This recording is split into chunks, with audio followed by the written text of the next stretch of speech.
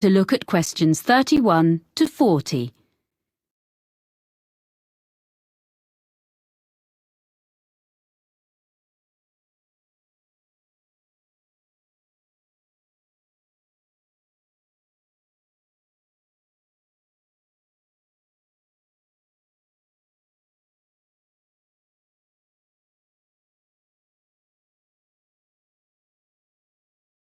Now listen carefully and answer questions 31 to 40. This morning, I'm going to describe for you a few of the kinds of experiments that have been used to investigate the sense of taste, which is now recognised as being a far more complex and important area of neurological science than was previously believed by most people. The results of some of these experiments can be quite fun, and I shall suggest that you may want to choose one or two to try out in groups before having a go at designing a new experimental procedure of your own and trying to pinpoint the cause of your findings. The first one concerns a marketing exercise by a soft drinks company. The green colour of some cans was altered by the addition of yellow, so they were a brighter green. Then, test subjects were asked what they thought about the flavour of the drink in the new style cans, and they stated that there was more lime in the drink if it was in the ones with the new colour. Now, this was because the brain picks up cues from the way the product is presented, as well as the product itself, which trigger taste sensations. Before food was packaged, humans used colour to gauge the ripeness of fruit, for example. Next, there's the old problem with chewing gum. Everyone knows that after a few minutes chewing, it loses its minty flavour.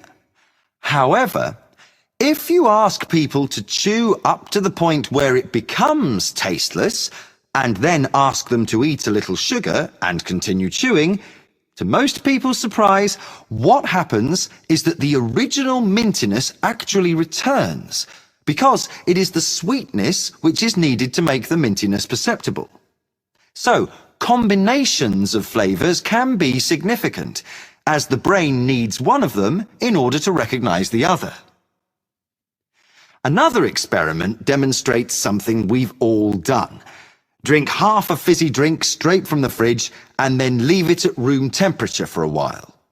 Take a sip and you may well decide you don't like it. The warm drink is too sweet to be refreshing. So, put the rest back in the fridge until it's chilled again. Now try it. Much better. Of course, the sweetness doesn't change. It is our perception, because how sweet it tastes depends on the temperature.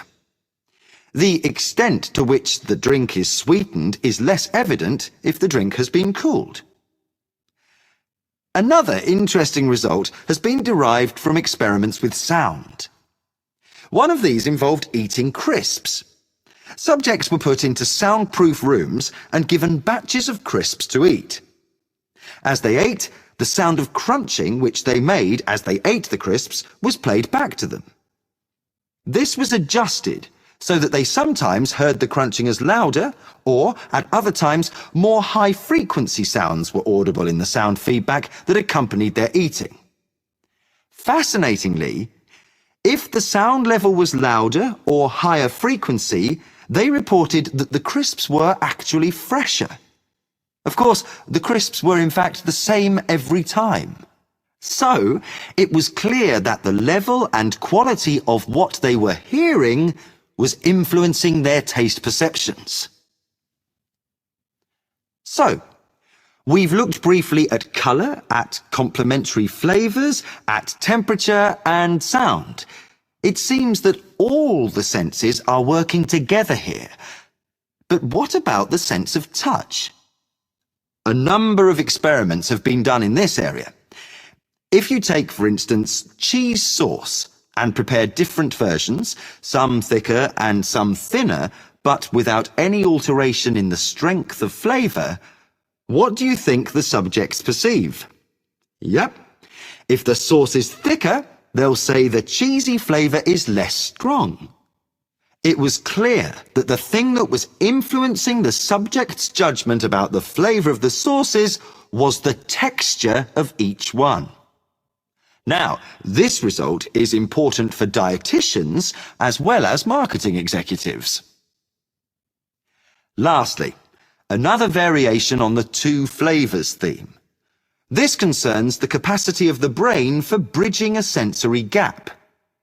The subjects in this experiment stuck out their tongues so that the testers could drip two liquids onto them simultaneously, one strawberry flavoured and one sugar flavoured. The testers then took away each flavour in turn. When the sweetness was taken away, the subjects reported they could hardly taste anything. But they continued to think they could taste strawberry even after it was taken away.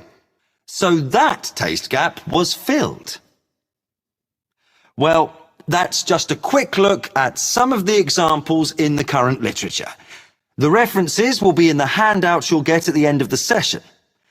Now, let's see about trying a few of them for ourselves. That is the end of section